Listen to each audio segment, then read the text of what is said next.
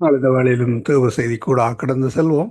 தேவ ஊழியர் pastor David Kesavan அவர்கள் கத்தரின் விடுதலை ஊழியத்திலிருந்து எடுத்து வருகிற தேவ செய்தி. ஆவிக்குரிய கண் திறக்கப்பட ஜெபிக்க வேண்டும். அப்போஸ்தலர் 9:6-18 கூறப்பட்ட அந்த வசனங்களுக்காக நன்றி செலுத்துவோம். கத்தர் தாமே வழி நடத்துவாராக. ஆமேன். நாங்கள் விசுவாசத்தோடு கத்தரண்டை கேட்கின்ற பொழுது ஆவிக்குரிய கண்களை கத்தர் திறந்து மாபெரும் வெற்றியை தருவார். ஆமேன். கேட்போம், ஆசீர்வாதங்களை பெற்றுக்கொள்வோம். கர்த்தரின் விடுதலை ஊழியத்தின் சார்பாக இந்த கால தியானத்திற்கு உங்களை அன்போடு வரவேற்கிறேன். இன்றைய நாளிலும் அப்போஸ்தலர் 9ஆம் அதிகாரம் 6வது வசனத்திலிருந்து 15வது வசனம் வரைக்கும் 16வது வசனம் வரைக்கும் வாசித்து நாம் அதுல இருக்கிற ஜெப குறிப்புக்காக ஜெபிப்போம். அவன் நடுங்கி திகைத்து, ஆண்டவரே, நான் என்ன செய்ய சித்தமாயிருக்கிறீர் என்றான். அதற்கு கர்த்தர், நீ எழுந்து பட்டணத்துக்கு போ, நீ செய்ய வேண்டியது அங்கே உனக்கு சொல்லப்படும் என்றார். அவனுடனே கூட பிரயாணப்பட்ட மனுஷர்கள் சத்தத்தை கேட்டு ஒருவரையும் காணாமல் பிரமித்து நின்றார்கள். சவுல் தரையிலே இருந்து எழுந்து தன் கண்களை திறந்தபோது ஒருவரையும் காணவில்லை. அப்போது கைலாகு கொடுத்து அவனை தமஸ்குக்கு கூட்டிக் கொண்டு போனார்கள். அவன் 3 நாள் பார்வை இல்லாதவனாய் புசியாமலும் குடியாமலும் இருந்தான். தமஸ்கிலே அனனியா என்னும் பெயருள்ள ஒரு சீஷன் இருந்தான். அவனுக்கு கர்த்தர் தரிசனமாகி, அனனியாவே என்றார். அவன், ஆண்டவரே, இதோ அடியேன் என்றார். அப்பொழுது கர்த்தர், நீ எழுந்து நேர்த்தெரு எனப்பட்ட தெருவுக்கு போய் யூதாவின் வீட்டிலே தர்சு பட்டணத்தனாகிய சவுல் என்னும் பெயருள்ள ஒருவனை தேடு. அவன் இப்பொழுது ஜெபம் பண்ணுகிறான்.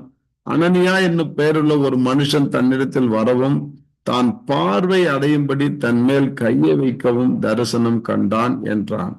அதற்கு அனனியா, ஆண்டவரே, இந்த மனுஷன் எருசலேமில் உள்ள உம்முடைய பரிசுத்தவான்களுக்கு எத்தனையோ பொல்லாங்குகளை செய்தான் என்றும் அவனை குறித்து அநேகரால் கேள்விப்பட்டிருக்கிறேன்.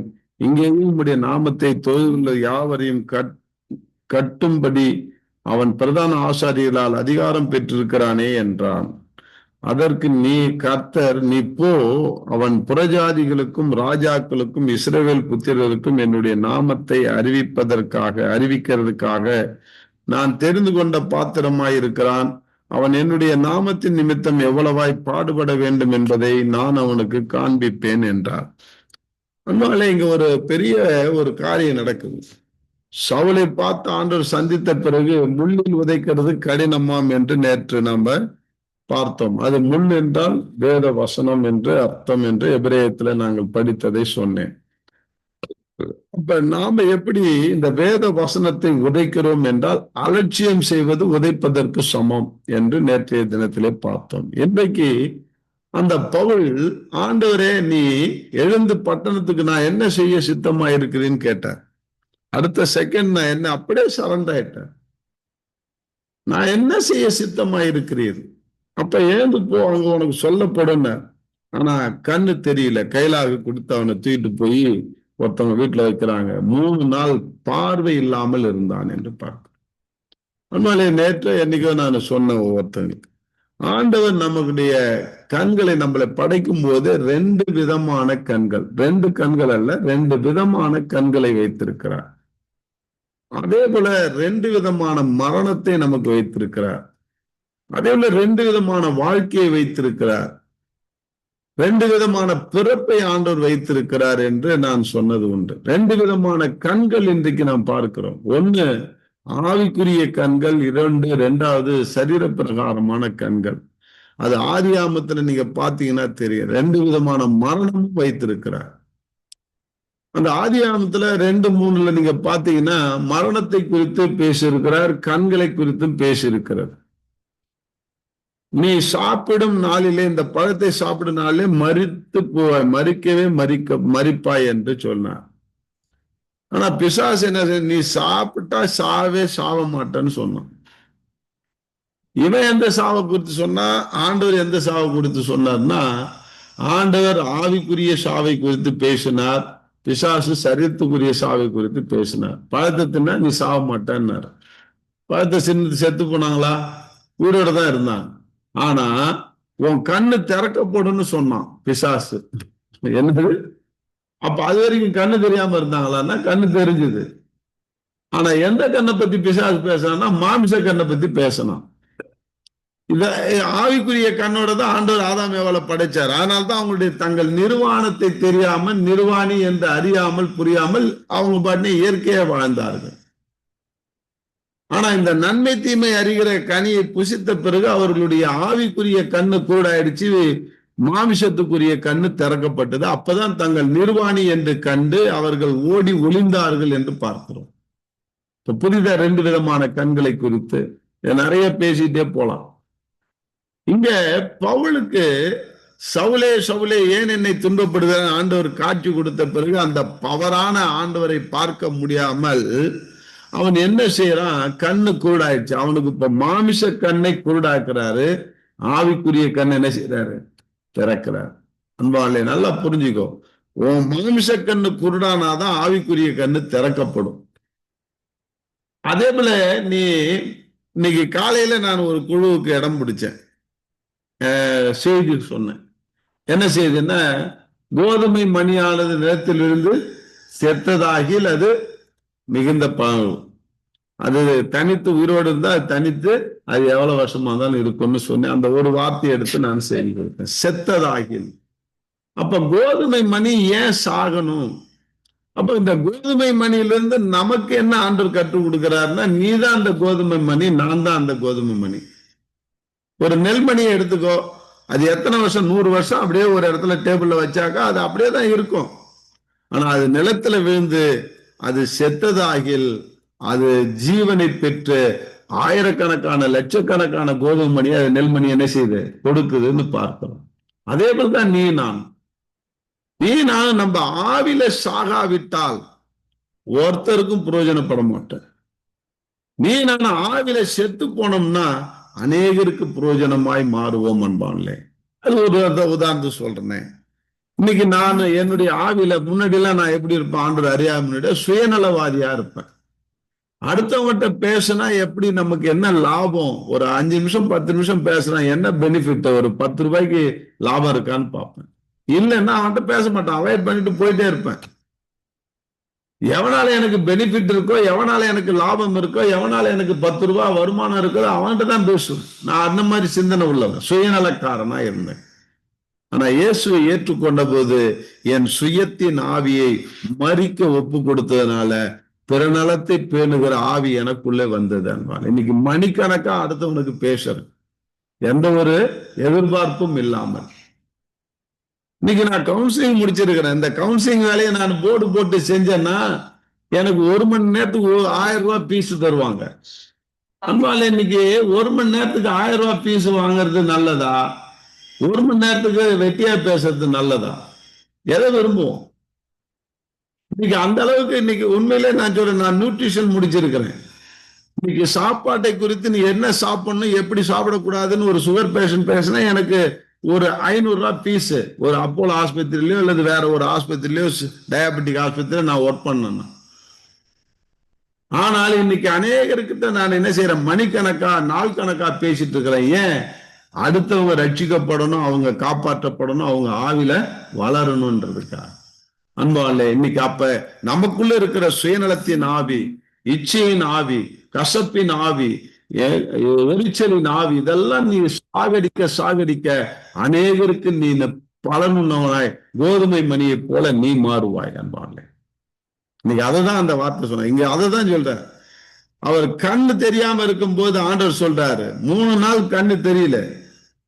இன்னைக்கு நம்ம ஆவிக்குரிய கண்ணு திறக்கப்படணும். ஆண்டவரே என் மாமிசத்துக்குரிய கண்ணை கூடாக்க ஆண்டவரே நீ ஜெபம் பண்ணு. இன்னைக்கு இந்த மாமிசத்துக்குரிய கண்ணால நாம என்ன செய்யறோம்? செய்யாததெல்லாம் செஞ்சிட்டு இருக்கிறோம், பார்க்காதெல்லாம் பார்க்க கூடாதெல்லாம் பார்த்து கொண்டிருக்கிறோம். ஆண்டவரே என் மாமிசத்துக்குரிய கண்ணை நான் பிடுங்கி போடுறேன். நான் கண்ணு தெரிஞ்சவனா நரகத்துல வாழறதை விட ஒத்த கண்ணு நொல்லையா அல்லது 2 கண்ணு நொல்லையா நான் பரலோகத்துல ஜீவிக்கிறது பெருசு ஆண்டவரேன்னு சொல்லி உன் கண்ணை பிடுங்கி போடு. என் கண்ணுல நான் எத்தனையோ தடவை பிடுங்கி போட்டிருக்கிறேன். ஆண்டவரே இந்த கண்ணு வேண்டாம், இந்த மாமிச கண்ணு வேண்டாம், அது இச்சையை பார்க்க சொல்லுது, ஆவிக்குரிய கண் எனக்கு தாங்க. உண்மையிலே அந்த மாதிரி கதறி கதறி ஜெபிச்சதுனால தான் என்னவோ நான் ஆவிக்குரிய வசனங்களை ஆவிக்குரிய ரகசியத்தை காணும்படியாக என் கண்ணை திறந்தார். உண்மையில இன்னைக்கு உண்மைதான். நேற்று நம்ம மக்களாயம் பைபிள் காலேஜில் நான் எடுக்கும்போது ஒரு வார்த்தையை சொன்னேன்.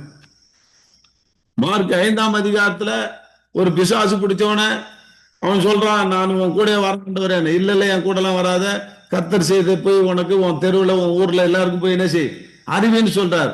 அவனுக்கு அற்புதம் நடந்ததை போய் தெரிவிக்க சொல்றார், அறிவிக்க சொல்றார். ஆனா அதே மார்க் 5ஆம் அதிகாரம் கடைசி வசனத்துல பார்த்தா யாவீருடைய மகள் செத்து போனவளை உயிரோட எழுப்பி நீ ஒருத்தனுக்கு அறிவிக்காதன்ற. இங்க அறிவினவரு 19ஆம் வசனத்துல கடைசி வசனத்துல அறிவிக்காதுன்னு ஏன் சொன்னாருன்னு சொல்லி கொஞ்சம் ஆவிக்குரிய கண்ணோட்டத்துல அதை பார்த்து ஆண்டவரே எனக்கு விளக்கம் கொடுங்கன்னும் போது ஆண்டவர் அழகா சொன்னாரு, அந்த பிசாசு பிடிச்சவனுடைய ஊர்காரெல்லாம் ஒருத்தனு என்ன மேசியான்னு தெரியாது. ஒருத்தனுக்கு நான் மேசியான்னு, நான் தான் மீட்பர், நான் தான் ரட்சகர்னு தெரியாது. என்ன ஒரு மாயவித்தக்காரன் பாரு என்ன ஊரை விட்டு அனுப்புறான், போங்கடா இந்த ஊர்ல நிக்காத போ அப்படின்றான். அவனுக்கு போய் எனக்கு தெரியாதவனுக்கு என்னை அறிவி.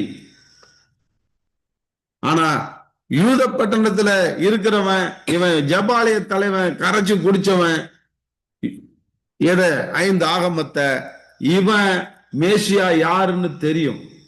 அந்த எழுதியிருக்கு அவனுடைய தீர்க்க தரிசன புத்தகத்திலையும் சரி அவனுடைய ஆகமத்திலையும் சரி, மரித்தவர்களை எழுப்புகிற ஒரு மேசியா வருவார்னு சொல்லி அவர் மரித்தவர்களை எழுப்புவார் என்று அவனுக்கு ஏற்கனவே தெரியும். ஆனா அவன் நம்பல. அவனுக்கு நீ அறிவிக்காத, தெரிஞ்சவனுக்கு அறிவிக்காத, அவனுக்கு நீ என்ன செய்ய தெரியப்படுத்து, அவனுக்கு தெரியப்படுத்து, நீ வாழ்ந்து காட்டு. அப்ப இன்னைக்கு என்ன திருச்சபை செய்கிறது என்றால் சத்தியத்தை தெரிந்தவர்களுக்கு அறிவித்துக் கொண்டிருக்கிறது. இந்த கிறிஸ்துவன் மத்தியில அறிவிக்க கூடாது, தெரிவிக்கணும். நீ வாழ்ந்து காட்டி கிறிஸ்துவை தெரிவிக்கிறவனாய் மாறணும். அறியாத புறஜாதி இடத்துல நீ என்ன செய்யணும், அறிவிக்கணும். மாத்தி செய்யறோம் அன்பால. இதை சொல்லும் போது அநேகருக்கு ஆசீர்வாதமா இந்த ஆவிக்குரிய கண்ணு திறந்தாதான் இந்த காரியம் நம்ம புலப்படும். அன்பாலே இந்த கண்ணு நம்ம திறக்கும்படியே நமக்கு செபிக்கணும். இங்க ஆண்டவர் தான் சொல்ற, நீ போய் கைய வையி, அவன் பார்வையடையும்படி தன்மேல் கைய வைக்க அவன் தரிசனம் கண்டான் என்றான். அன்பால இந்த அனனியா போய் அவன் மேல கைய வச்சு ஜபிக்கும் பொழுது மீன்சதில் மாறி அவனுடைய கண்கள்ல இருந்து என்ன செஞ்சுதான் விழுந்தது என்று பார்க்கிறோம். பின்னால பார்ப்போம். 17வது வசனத்தை பார்த்தீங்கன்னா தெரியும். அப்பொழுது அனனியா போய் வீட்டுக்குள் பிரவேசித்து அவன் மேல் கையை வைத்து, சகோதரனாகிய சவுலே, நீ வந்த வழியிலே உனக்கு தரிசனமான இயேசுவாகிய கர்த்தர் நீ பார்வையடையும்படிக்கும் பரிசுத்த ஆவியினாலே நிரப்பப்படும்படிக்கும் என்னை அனுப்பினார் என்றான். உடனே அவன் கண்களில் இருந்து மீன் செதில் போன்று விழுந்தது. அவன் பார்வையடைந்து எழுந்து ஞானஸ்தானம் பெற்றான். உடனே இந்த நாளைக்கு நம்ம பார்க்கிறோம். அதனால இந்த பார்வை அடைந்தான். இன்னைக்கு நீ நானும் ஆவிக்குரிய பார்வை அடைய வேண்டும். மாமிசத்துல நம்ம குருடாக போக வேண்டும். அன்பால இன்னைக்கு இந்த மாமிச கண்ணால இன்னைக்கு மனுஷர்ல பாக்குறோம், மாமிச கண்ணால இந்த உலகத்தை பாக்குறோம், மாமிச கண்ணால இந்த கூகுள்ல போய் எதையோ சர்ச் பண்ணி தேடிட்டு பார்த்து கிடக்கிறோம். இன்னைக்கு ஆவிக்குரிய ஆசீர்வாதத்தை இழந்து போய் தவித்து கொண்டிருக்கிறோம். இன்னைக்கு மாமிச கண்ணை நீ குருடாக்க ஆண்டவர, என் ஆவிக்குரிய கண்ணை திறங்க ஆண்டவரேன்னாக்கா, நீ பார்க்கிற ஒவ்வொரு வரிகளும், ஒவ்வொரு தினத்தந்தி பேப்பர் படிக்கிறனா அது ஆவிக்குரிய கண்ணோட்டத்தில் நீ பார்ப்ப. ஒரு சம்பவம் உனக்குள்ள நடக்குது, உன் வீட்டுல நடக்குதுன்னா ஆவிக்குரிய கண்ணோட்டத்துல பார்ப்ப. இன்னைக்கு ஆவிக்குரிய கண்ணோட்டத்துல பார்க்க தவறுனால்தான் இன்னைக்கு சண்டை சச்சரவு, கணவன் மனைவிக்குள்ள பிரச்சனை, டைவர்ஸ் எல்லாமே வருது. நான் அதனாலதான் சொல்லுவோம், கணவனை பார்க்காத, உன் மனைவியை பார்க்காத, அவங்களுக்குள்ள மறந்து கிடக்கிற வேற இருக்கிற பிசாசை பாரு, சண்டை உண்டு பண்ற பிசாசை பாரு. அப்பதான் ஆவிக்குரிய கண்ணு இருந்தாதான் நீ அதை பார்க்க முடியும். அப்ப நம்ம பார்வை அடையும்படி ஜெபிப்போம், ஆவிக்குரிய பார்வை அடையும்படி ஜெபிப்போம். நம்ம இப்ப பார்வை அடைஞ்சுதான் இருக்கிறோம், எல்லாம் கண்ணு தெரியுதுதான், ஆதாம் ஏவாள் மாதிரி. ஆனா நன்மை தீமை அறிகிற கனியை புசிச்ச உடனே அவனுக்கு எந்த கண்ணு திறந்தது? ஆவிக்குரிய கண்ணு திறந்தது. இது சரீர பிரகாரமான கண்ணு திறந்தது, ஆவிக்குரிய கண்ணு அவுட் ஆயிடுச்சு. இன்னைக்கு இயேசுனார் எப்ப சிலுவையில மரித்தாரோ, உயிரோட எழுந்தாரோ, அப்ப இந்த உலகத்துல இருக்கிற மக்களுக்கு ஆவிக்குரிய கண்ணு திறக்கப்பட்டுடுச்சு. இன்னைக்கு அதுதான், இன்னைக்கு ஆண்டுடைய வார்த்தை தான் இன்னைக்கு ஆவிக்குரிய கண்ணை திறக்கும். ஆண்டுடைய வார்த்தையை நாம தியானிக்க தியானிக்க உன்னுடைய குருடாய் போயிருந்த ஆவிக்குரிய கண்ணு திறக்கப்படும். இன்னைக்கு பவுலுக்கு திறந்தது. ஆனால் தான் அவன் சொல்றான், நான் என்னுடைய சுய பிரயோஜனத்தை தேடாமல் பிறருடைய பிரயோஜனத்தை தேடினேன் என்று. ஆண்டவருக்காக என்னுடைய கோடிக்கணக்கான சொத்துக்களை நஷ்டம் என்றும் குப்பை என்றும் விட்டேன் என்றான். வெறும் ஜோல்னா பையன் மாட்டிட்டு ஊர் ஊரா அலைஞ்சேன்றான். ஏன்? ஆவிக்குரிய கண்ணு திறக்கப்பட்டதுனால ஆண்டவருக்கென்று தன்னை அர்ப்பணித்தான். அன்பாலே, ஜாதி வெறி பிடித்தவன், மத வெறி பிடித்தவன் ஆவிக்குரிய கண்ணு திறந்த உடனே மார்க்கத்தானாய் மாறினான். இன்னைக்கு நீ நானும் கிறிஸ்தவ ஜாதி வெறி பிடிச்சு அலைகிறோம். அன்பாலே, நான் இதையும் வன்மையா கண்டிக்கிறேன்னா, கிறிஸ்தவத்தை ஒரு ஜாதி ஆக்கிட்டோம், ஒரு மதம் ஆக்கிட்டோம். அந்த மதத்தின் தீவிரவாதியாய் மாறிக்கொண்டிருக்கிறது திருச்சபைகள். இந்த மதவாதத்திலிருந்து நம்ம வெளியில வருவோம், மார்க்கவாதியாய் மாறுவோம். இயேசு கிறிஸ்துவனுடைய வார்த்தையினால நம்முடைய ஆவிக்குரிய கண்ணு திறக்கப்பட வேண்டும் என்று ஜெபிப்போம். ஆண்டவர் நம்முடைய ஆவிக்குரிய கண்ணை திறந்தான்னா அவரை பின்பற்றுவனாய் நீ மாறுவார். பவுல் அதான் சொல்றார், என்னை பின்பற்றுவதாய் மாறுங்கள் என்று தில்லா சொல்றாருன்னா என்ன காரணம்? அவரு ஆவிக்குரிய கண்ணு திறக்கப்பட்டதுனால இயேசுனுடைய வார்த்தையை பிடித்து அவர் பின்பற்றுகிற மார்க்கவாதியாய் மாறினார். ஆனால் தான் உனக்கு சொன்னாரு, நான் இயேசுவை பின்பற்றினது போல நீனும் என்னை பின்பற்றுவா. இயேசுவை பின்பற்றுவான்னு சொல்லல, என்னை பின்பற்றுவான் தில்லா சொன்னார். அவருடைய ஆவிக்குரிய கண்ணு திறக்கப்பட்டது. அதே போல நம்முடைய ஆவிக்குரிய கண்ணு திறக்கப்பட வேண்டும் என்று நாம் ஜெபிப்போம். கர்த்தர் தாமே என்னுடைய ஆவிக்குரிய கண்ணை திறப்பாராக. அன்பின் தகப்பனே, நன்றியோடு துதிக்கிறோம். இந்த நாளிலே பவுலை ஆண்டவரே மாமிசத்துக்குரிய கண்ணுல குருடாக்கி ஆண்டவரை அனனியாய் கொண்டு ஆவிக்குரிய கண்ணை திறந்ததை போல என் கண்ணு, என்னுடைய மாமிசத்துக்குரிய கண்ணு வேண்டாம் ஆண்டவரே, அதை அசுத்தத்தையும் ஆபாசத்தையும் பார்க்கிறதுக்கு தீவிரிக்கிறது. அப்படிப்பட்ட கண்களை என்னை விட்டு எடுத்து போடும், அதை குருடாக்கும் ஆண்டவரே. எங்களுடைய இதை கேட்க போற ஒவ்வொருடைய கண்களையும் நீ தொட்டு பரிபூர்ண ஆசீர்வாதத்தினால நிரப்பி ஆவினால ஒவ்வொருடைய ஆவிக்குரிய கண்களையும் திறக்க வேண்டுமா ஜெபிக்கிறோம். இந்த நேம் ஆஃப் ஜீசஸ் கட்டளை எடுக்கிறேன் ஆண்டவரே, ஒவ்வொரு ஆவிக்குரிய கண்கள் திறக்கப்படுவதாக. இது அப்படியே செய்ய போறீங்க. நன்றி. இயேசு கிறிஸ்து நாமத்தான் ஜெபிக்கிறேன் சொல்ல தகப்பனே. ஆமென். God plus.